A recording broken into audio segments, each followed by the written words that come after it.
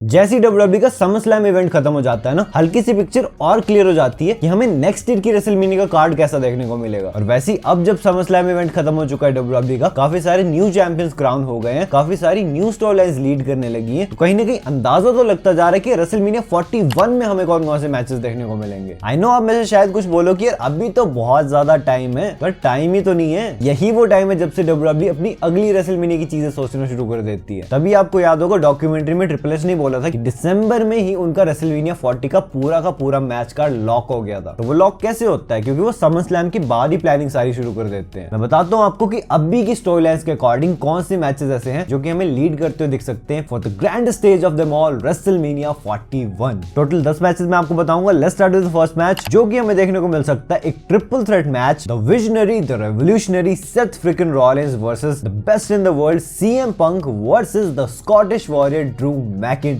के बीच। करंटली देख लो यार, CM Punk versus Drew McIntyre का मैच ऑलरेडी हो चुका है। शायद हमें इनका पार्ट 2 भी देखने को मिल जाए बैड ब्लड इवेंट में, क्योंकि वो बैड ब्लड है, वहां पे खून खराबा होगा और इनकी स्टोरी लाइन में भी काफी खून खराबा वैसी हमें देखने को मिल चुका है। पर्सनल हो गई ना स्टोरी, और कहीं ना कहीं इनकी स्टोरी में सेथ रॉलिंस भी इंसर्टेड है। फिलहाल WWE ने सेथ को साइड लगा दिया ब्रॉन्सन रीड के साथ, ताकि इन तीनों की इंटरेक्शन थोड़ी कम हो जाए, जिससे कि ये चीज तो क्लियर हो जाती है कि WWE को एट द एंड तो जाके करवाना है मैच पंक के अगेंस्ट। आई नो ये भी हो सकता है कि WWE Seth Rollins versus CM Punk का सिंगल्स मैच करवाए, बट अब जब सिचुएशन कुछ इस तरह की है, जब तीनों ही सुपरस्टार्स इंक्लूडेड है और तीनों की एक दूसरे से अनबन है, तो क्यों ना ट्रिपल थ्रेट मैच ही करवा लिया जाए। और ठीक है, अगर CM Punk versus Seth Rollins का सिंगल मैच भी होता है ना, तो ड्रू मैकिंटायर कहां जा सकते हैं वो मैं आपको आगे बताऊंगा वीडियो में। फिलहाल नेक्स्ट मैच की तरफ मैं चलता हूं, जो कि मोस्ट प्रोबेबली हमें देखने को मिलेगा। This will B Damien priest versus Finn Balor. नहीं, फिन बैलर नहीं, actually demon Balor. I know आप सबको पता ही है ये मैच क्यों हो सकता है, कैसे हो सकता है। अब फिन ने तो कॉस्ट करवाई डेमियन प्रीस्ट को उनकी title. Obviously at a point हमें इन दोनों का मैच देखने को मिलेगा। शायद ये मैच एक ट्रायोलॉजी के साथ हो, हमें 3 बार देखने को मिले, जिसमें कि फाइनली फिन बैलर अपना डीमन कैरेक्टर लेके आए। और ऑब्वियसली अगर वो डीमन कैरेक्टर लेके आएंगे तो वो रेसलमेनिया में ही होगा। बाकी इससे नेक्स्ट मैच की तरफ मैं चलता हूं, जो कि हो सकता है for the WWE tag team championships, the Usos versus solo Sikoa and Jacob फाटू के बीच। पहले मैं सोच रहा था कि यार शायद टामा टोंगा टींगा लूंगा जो भी है वो उनके अगेंस्ट हो सकता है, लेकिन फिर वो इतना बड़ा मैच नहीं लगता है। अगर सोलो सिकोआ और जेकब फाटू टीम बना ले और उसोस कंपीट करें उन टाइटल्स के लिए, फिर ये बड़ा मैच लग रहा है। और वैसे भी सोलो उस टाइम तक सारी बसट से निकल चुके होंगे, उनको कोई मैच तो देना है ना बड़ा रेसलमेनिया। और जेकब फाटू को भी ऑब्वियसली टामा टींगा टूंगा को ना भी मिले तो क्या ही फर्क पड़ता है। तो उस हिसाब से ये मैच हमें देखने को मिल सकता है। बाकी इससे नेक्स्ट मैच जो कि ऑब्वियसली मोस्ट प्रोबेबली होगा ही होगा, this is Jade Cargill versus Bianca Blair. इनके बारे में हम 2312 बार बात कर चुके हैं, बार बार करने की जरूरत नहीं है। बस आप मुझे इतना बता देना कमेंट सेक्शन में कि यार आपको क्या लगता है इनमें से हील टर्न कौन करेगा दूसरे पे? या जेड करेंगी बियांका पे या बियांका करेंगी जेड पे? मेरी प्रेडिक्शन बियांका के लिए रहेगी, आप अपनी मुझे कमेंट सेक्शन बता दो। Now coming to the next match, जो कि यार काफी ज्यादा रूमर हो रहा है, इसलिए मैंने ज्यादा कुछ सोचा नहीं। This can be for the WWE women's championship, Tiffany Stratton versus Charlotte Flair. Currently तो शार्लेट एक्टिव नहीं है रोस्टर पे, लेकिन पता नहीं मुझे क्यों लग रहा है कि वो रॉयल रंबल टाइम तक तो अपने रिटर्न कर ही लेंगी, और हो सकता है तब तक टिफनी स्ट्रैटन ने कैश इन वगैरह भी कर ली हो। अब ऑब्वियसली यार टिफनी कैश इन करेंगी तो जीत ही जाएंगी, क्योंकि women's money in the bank की तो स्ट्रीक चल रही है ना, आज तक एक भी कैश इन फेल नहीं हुआ। और वैसे भी सही में काफी बड़ा मैच है, अगर WWE अच्छी सी स्टोरी लीड कर देती है इसके लिए। तो काफी रूमर्ड भी है, रिपोर्टेड भी है, तो मैंने आपको बता दिया। बाकी अब चलता हूं मैं एक नेक्स्ट मैच की तरफ, जिसके लिए शायद आप बहुत ज्यादा एक्साइटेड हो। This can be for the world heavyweight championship, the ring general Gunther versus the beast Brock Lesnar के बीच। आगे बहुत सारे इवेंट आने वाले हैं। आई नो काफी सारे रूमर्स रिपोर्ट्स आएंगी कि ब्रॉक अब आएंगे तब आएंगे, अब इनका मैच होगा तब इनका मैच होगा, लेकिन मोस्ट प्रोबेबली हम सबको पता है ये इतना बड़ा मैच बन चुका है, ऊपर से वर्ल्ड चैंपियनशिप जब गुंथर के पास है, तो ये मैच डिजर्व करता है रेसलमेनिया के कार्ड पे होना, और किसी प्रीमियम लाइव इवेंट में नहीं। At least for the first time तो रेसलमेनिया में होना चाहिए, उसके बाद दोबारा करवाना हो तो कहीं और करवा लेना। बट क्योंकि ब्रॉक लेसनर का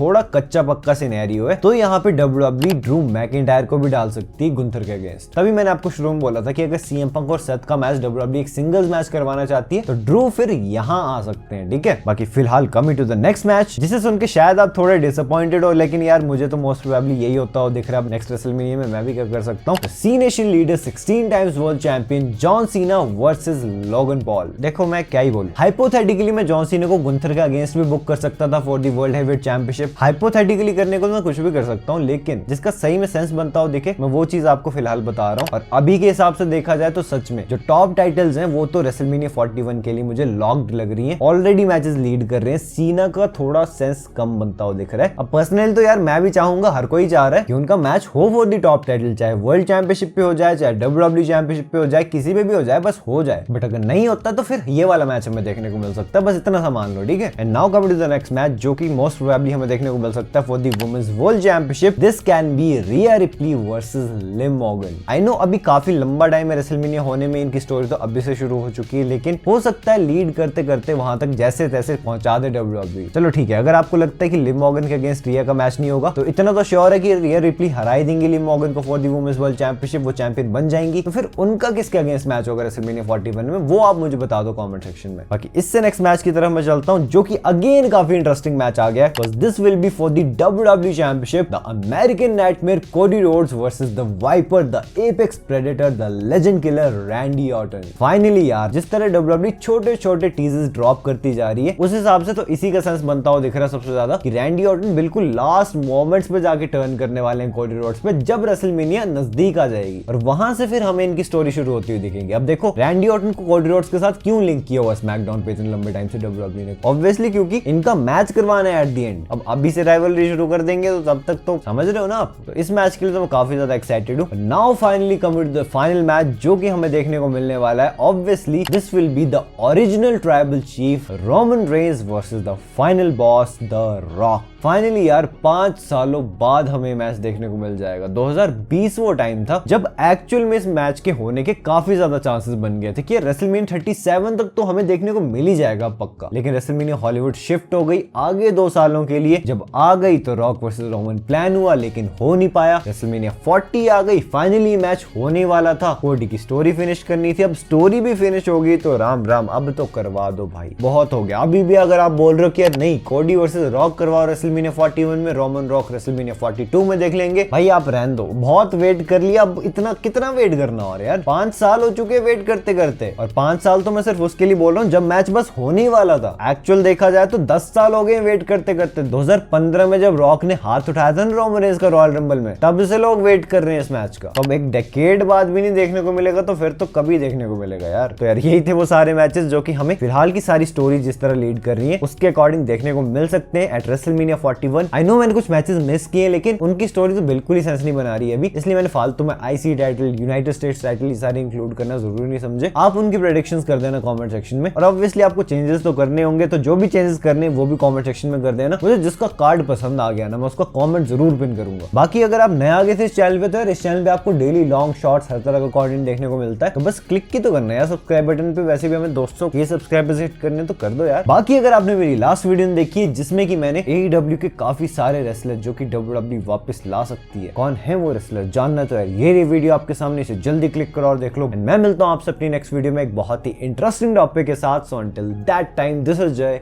साइनिंग आउट।